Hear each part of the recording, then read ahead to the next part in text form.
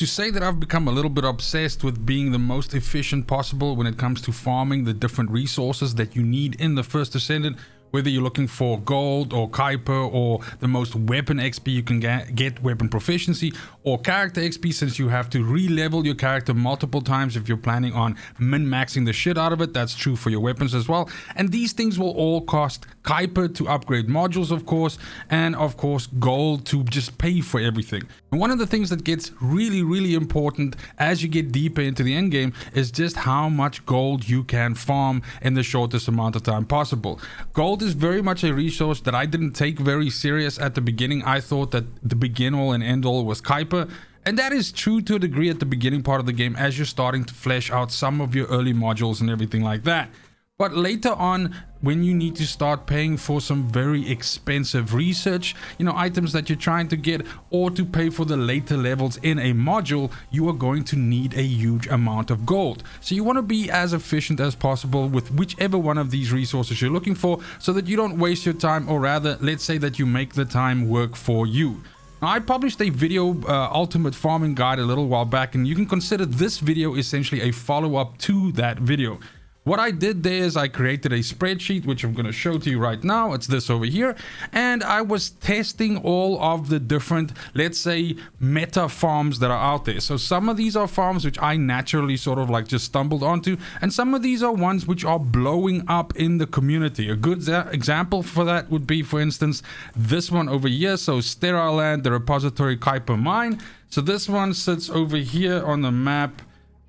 Sterile Land Kuiper mine is this one over here, and this is something that has been for the last couple of days. Literally everybody is just going crazy for this farm because of it being so like super simple to do. Essentially, you just zone into the mission, you start the mission up, you kind of like make your way inside, you activate a button, and then you run in a circle with Bunny the whole time while electrocuting everything around you, and you wait for the timer to die out. You don't actually play the objectives, and as soon as you have the timer run out, you can essentially, rinse, repeat, and start it over again. And it's just super efficient because there's a lot of stuff that drops out of the enemies. You don't get the end of mission rewards, but you do, however, get all of the Kuiper, the money, and all of the items that they drop, which you can of course dismantle for more things and so on. Plus you're getting a boatload of XP and weapon proficiency. So what's not to like? However, when we look at the spreadsheet, and again, maybe I could just quickly run through some notes here. I did the same in the previous video. For those of you that have seen that, I apologize. Go ahead and skip forward in the video. But just to run over some notes here, just so that people understand the test case here and basically how I built this, or the idea behind building it, is first and foremost that these 5 represent the I would say the meta farms in the game right now. We have Sterile Land, Rockfall, Anticipated Ambush Point, which is one of the first ones which were discovered. White Knight Gulch, Shipment-Based Fortress Outskirts, same thing. It's basically also an old school farm, if I can call it that, for a game that's like 2 weeks fucking old. Then Echo Swamp, Abandoned Refinery Unit, is something that I actually saw on one of Moxie's videos. I didn't know about this farm at all, and then tried it out, was super fucking blown away by it. We're going to talk more about this one right now. And then of course the 2 new ones which I've added since the previous video is the Kuiper mine, which is the meta one which I explained just now, which is everybody freaking out about. And then of course White Knight Gulch, Moongrave Basin, water cooling recording devices, also something which gets a little bit of mention. People in my comments have been mentioning this farm as well. So the point is, I measured both of these on normal and hard for people that haven't progressed onto hard yet, so they can at least also have some numbers to look at here.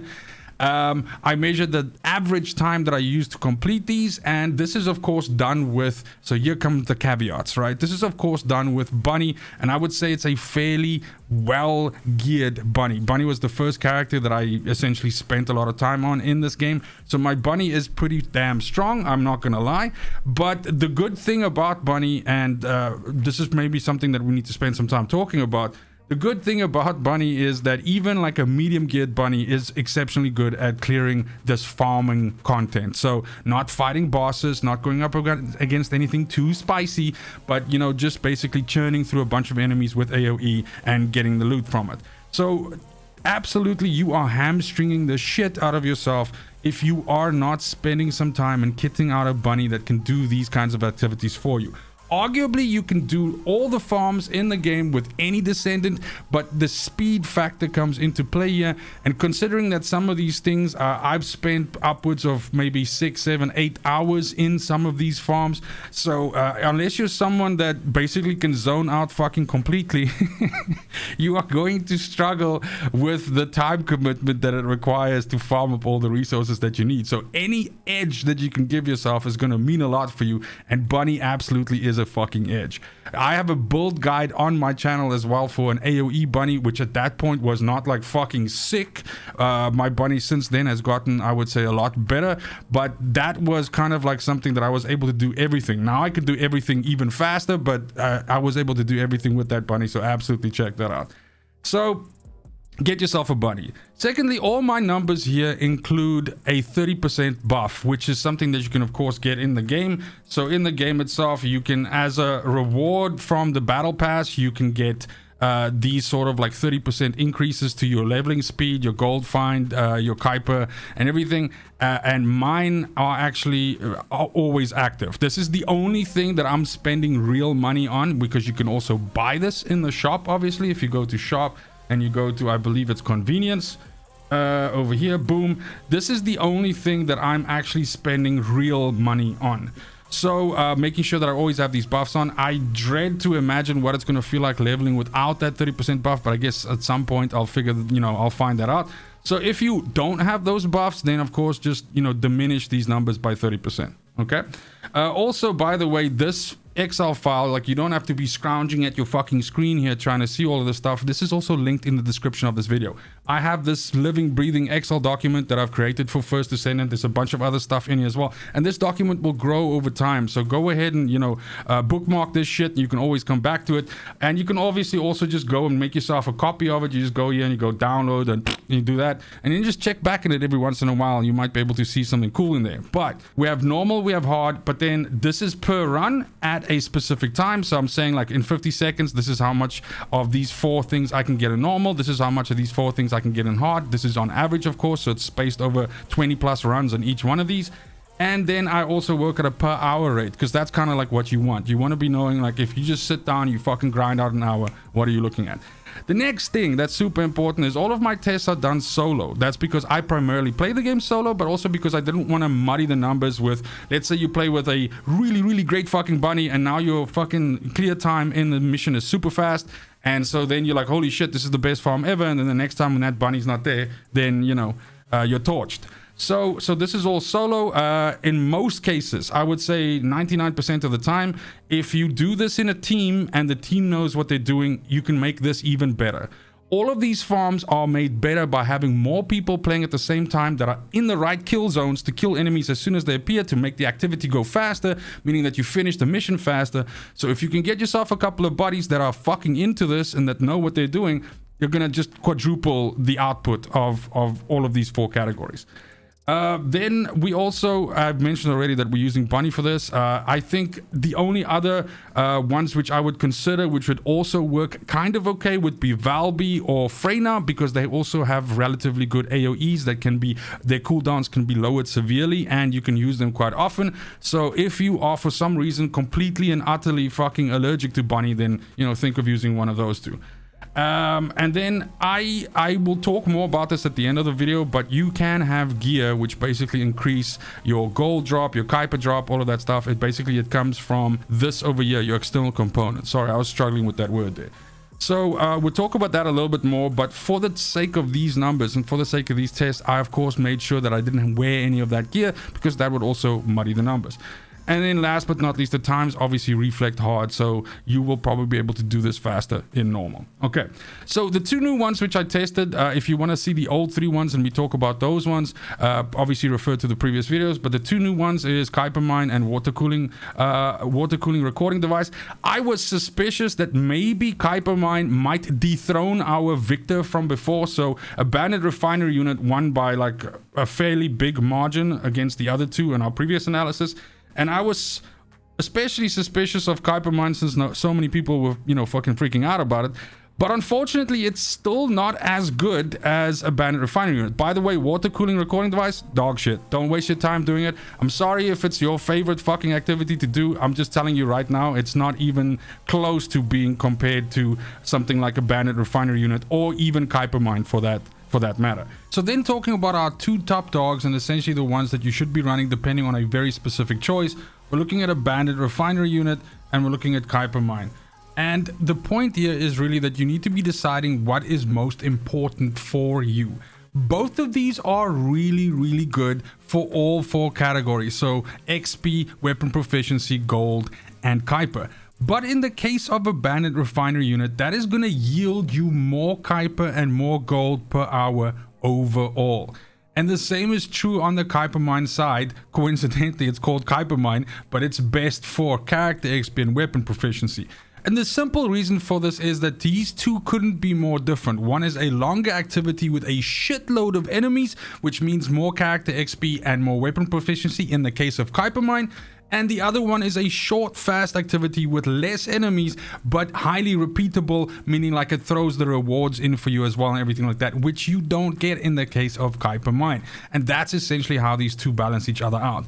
But that being said, if you're looking for a huge amount of money per hour, you cannot go wrong with a bandit refinery unit. The Kuiper and the gold in this area is exceptionally good. And if you're able to increase your turnaround time in this, it's for the better. This is actually true for any one of these. I've mentioned the fact that, you know, teams matter and being able to do this quick. But in the case of a bandit refinery unit, I saw this in practice myself, because as you can see, the time that's recorded here, this is 1 minute and 7 seconds, which was when I originally started creating these tests. And that bunny that I was using was an entry level bunny. The one that I'm using right now is much better, and I can get closer to, let's say, 35 to 40 seconds on a solo clear, which almost doubles my output here. And you can clearly see that in my gains at the end of a match. So time absolutely matters here, and as you become more efficient at doing this, a bandit refinery unit is going to do a lot more work for you.